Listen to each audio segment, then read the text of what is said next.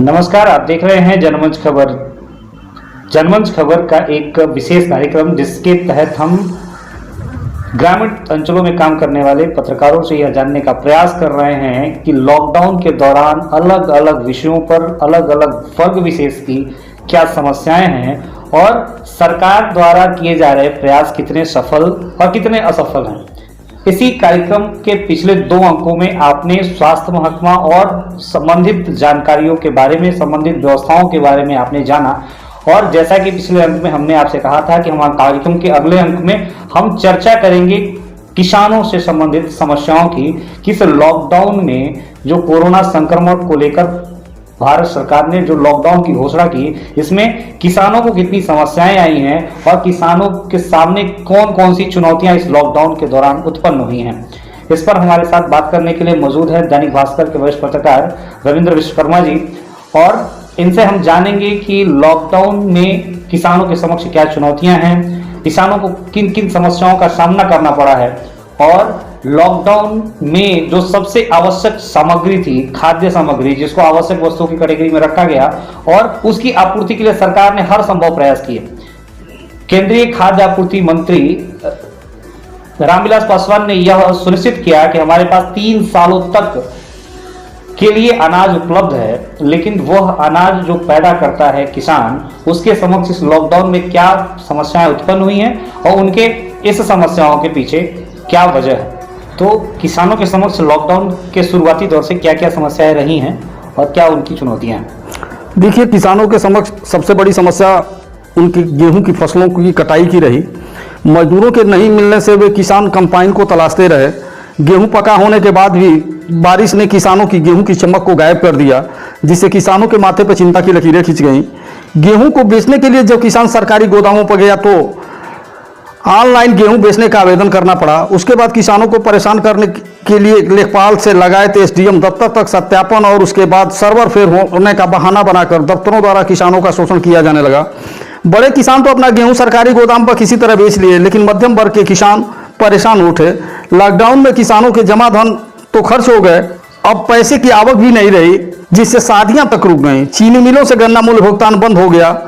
प्रत्येक किसान प्रत्येक वर्ष अपनी खेती की आय से ही कार्य करने के लिए सोचता रहता है, लेकिन आय खत्म, फसलें बर्बाद, किसानों के माथे पर चिंता की लकीर किसानों की कमर ही तोड़ करके रख दी है। ऐसे में लॉकडाउन ने मध्यम वर्ग को पूरी तरह पीस डाला है। निम्न वर्ग को सरकार द्वारा राहत सामग्री कुछ तो दी जा रही है, जिससे उनका खर्च चल जा रहा है, लेकिन मध्यम वर्ग परेशान हो उठा है। जहां एक तरफ मोदी सरकार ने यह कहा कि किसान सम्मान निधि का 2-2 हजार वो एडवांस में दिया जाएगा, किस्तें एडवांस में दी जाएगी, और वहीं जैसे आपने अभी कहा कि गन्ना मूल्य का भुगतान नहीं हुआ, लेकिन उसकी एक मियाद है, सरकार ने एक तय सीमा रखी है कि इतने दिन के अंदर भुगतान मिलना चाहिए। तो क्या चीनी मिलें उस तय सीमा में भुगतान नहीं कर पा रही? बिल्कुल नहीं। अब चीनी मिलें तो तय सीमा के अंतर्गत भुगतान नहीं कर सकी। अभी देखिए, फरवरी में 17 तारीख तक ही गन्ना मूल्य का भुगतान आईपीएल चीनी मिल खड्डा ने किया है। बाकी चीनी मिलों की स्थिति भी जर्जर ही है। गन्ना मूल्य किसानों का भुगतान नहीं हो पा रहा है। इस लॉकडाउन में भी कोई भुगतान नहीं हुआ है। हमारे कुशीनगर जनपद अंतर्गत 5 चीनी मिलें हैं, और 5 चीनी मिलों की स्थिति यही है कि गन्ना मूल्य भुगतान वो समय से नहीं किया है। किसानों को उससे परेशानी हुई है। तो जहां किसानों को सहायता पहुंचाने का प्रयास किया जा रहा है, वहां उनकी कठोर मेहनत की लागत की का भी मूल्य उनको सही समय पे नहीं मिल पा रहा है। और अभी कई जगहों पे खबरें आई कि जो लॉकडाउन में जो काफी यह क्षेत्र काफी सब्जी उत्पादन करता है, इस क्षेत्र से सब्जियां दूर दराज के क्षेत्रों में जाती हैं, वह किसान जो नगदी फसल के रूप में सब्जियों का उत्पादन करते हैं, उनके सामने कितनी समस्याएं हैं? उनके सामने देखिए, सब्जियों के किसान जो सब्जी बोते हैं, अब उनके लिए मंडी का न होना यहाँ सबसे बड़ी समस्या रही। बिचौलियों के माध्यम से जो सब्जी बेची जाती थी वो उनकी बंद हो गई। सारे वाहन बंद हो गए, जिससे उनकी सब्जियां कौड़ियों के मोल पे यहाँ बिकने के लिए बाजारों में। अब देखिए, भिंडी की स्थिति ये रही कि 5 रुपए में 2 केजी, उन किसानों की लागत तक नहीं निकल पा रही है। तरोई देखिए, वही स्थिति है। करेले की वही स्थिति है। हाँ, बाहर से आने वाले आलू की स्थिति और प्याज की स्थिति थोड़ी नॉर्मल रही है, जिससे वो किसानों के साथ साथ नगरवासियों को भी काफ़ी राहत महसूस हुई है। दाम कम होने से किसान तो घाटे में रहा, लेकिन फायदे में जो खरीद के खाने वाले रहे वो रहे। कहीं ना कहीं कहा जाए तो इस लॉकडाउन में किसानों को ढेर सारी समस्याएं दी हैं। लॉकडाउन का यह 5वां चरण अब शुरू होने वाला है। कल से 5वां चरण शुरू हो जाएगा, जो कि कहा जा रहा है कि 30 जून तक चलेगा। स्टार्टिंग दौर में मजदूरों को लेकर समस्याएं थी, लेकिन पर्याप्त मात्रा में अब मजदूर अपने क्षेत्रों की तरफ आ चुके हैं। मजदूरों की समस्या तो नहीं है अब, लेकिन और कौन कौन सी समस्याएं हैं खेती किसानी से जुड़े हुए लोगों के लिए? देखिए, खेती किसानी से जुड़ी हुई उर्वरक का दाम का बढ़ना सबसे बड़ी किसानों के समस्या है। किसानों की जो मजदूरों की समस्या रही वह तो बाहर से आने वाले मजदूरों ने पूरी कर दी है, लेकिन सबसे बड़ी समस्या किसानों की खाद बीज पानी की है वर्तमान समय में जब देखा जाए तो। और इसी के चलते किसान काफ़ी परेशान है, और सबसे ज़्यादा तो परेशान है किसान। फसल तो उगा ले रहा है, लेकिन उनकी मंडियां नहीं मिल पा रही हैं कि वो अपने सामान को बेच करके अपनी जीविका चलाए।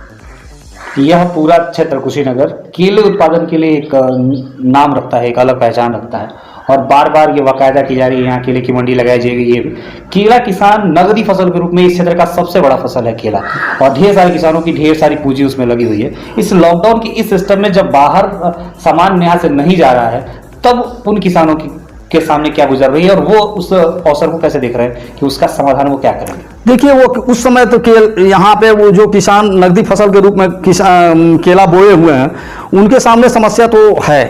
कारण यह है कि दैवीय आपदा अगर आ गई तो उनकी फसल बर्बाद हो गई, सबसे बड़ी समस्या। दूसरी समस्या यह है कि उनकी फसल अगर पक करके तैयार भी है तो वो मंडियों तक नहीं ले जा पा रहे हैं।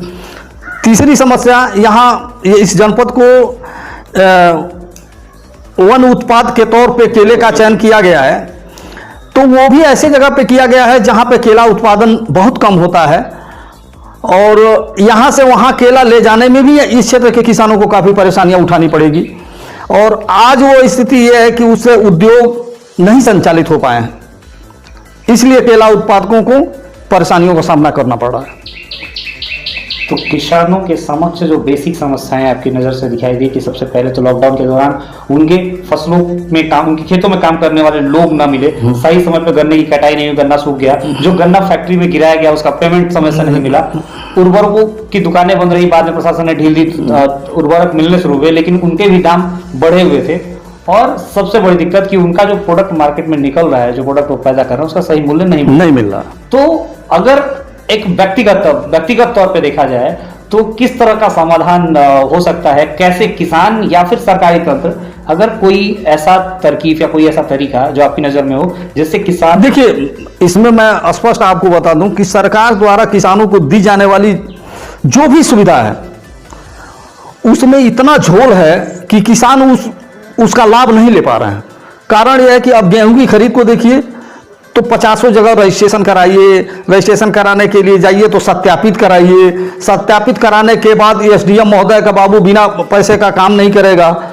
ऑनलाइन जब सत्यापित होना है तो ऑनलाइन उस विभाग को कर देना चाहिए, लेकिन किसानों को सैकड़ों बार दौड़ना पड़ता है, कार्यालयों का चक्कर लगाना पड़ता है। तो ये तो पहली समस्या रही। दूसरी समस्या, जो भी किसान की योजनाएं हैं, जैसे किसान सम्मान निधि को ही देख लीजिए। आज हमारे क्षेत्र में सोनबरसा ऐसा गांव है जहां 178 किसानों को किसान सम्मान निधि का लाभ नहीं मिल सका है, और वो दौड़ते दौड़ते परेशान हो उठे हैं। वहाँ के ग्राम प्रधान हमसे मिले थे, वशिष्ठ मणि त्रिपाठी जी, उन्होंने बताया था कि मैं दौड़ते दौड़ते परेशान हो गया, लेकिन अब भी मेरे गाँव के 178 लोगों को किसान सम्मान निधि का लाभ नहीं मिल सका है। तो यह सबसे बड़ी समस्या किसानों के किसान पंजीकरण का है। जिस किसान पंजीकरण पर उन्हें किसान सम्मान निधि का लाभ मिलता है, जिस किसान पंजीकरण पर उन्हें सारे सुविधाएं मिलती हैं, उसी किसान पंजीकरण पर उन्हें अपने फसल को बेचने के लिए हर साल रजिस्ट्रेशन करना पड़ता है। उनके अगर सरकार के पास कोई ऐसी व्यवस्था नहीं है कि वो एक निश्चित टाइम ड्यूरेशन में उस चीज को पूरा करके उनकी फसल को सही तरीके से खरीद सके। तो यह थी पूरी किसानों से जुड़ी हुई समस्याएं। आपको यह कार्यक्रम कैसा लग रहा है? कार्यक्रम में क्या और आपके सुझाव हैं? क्या ऐसा किया जा सकता है, और क्या आप देखना चाहते हैं? किस विषय वस्तु पे आप चर्चा करना चाहते हैं, या किसको अपने इस कार्यक्रम में देखना चाहते हैं? आप कमेंट बॉक्स में हम तक पहुंचाएं। कार्यक्रम कैसा लग रहा है, कार्यक्रम में क्या त्रुटियां हैं, यह भी आप हम तक पहुंचाएं। आपने हमसे बात की, इस विषय पर जानकारी दी, आपका बहुत बहुत धन्यवाद। जुड़े रहें जनमंच खबर के साथ। जनमंच खबर देखने जनमंच खबर देखने के लिए आपका धन्यवाद। हमारे चैनल को सब्सक्राइब करें, घंटी का बटन जरूर दबाएं, खबरों को शेयर करना ना भूलें। Like, comment, share and subscribe. जुड़े रहें जनमंच खबर के साथ।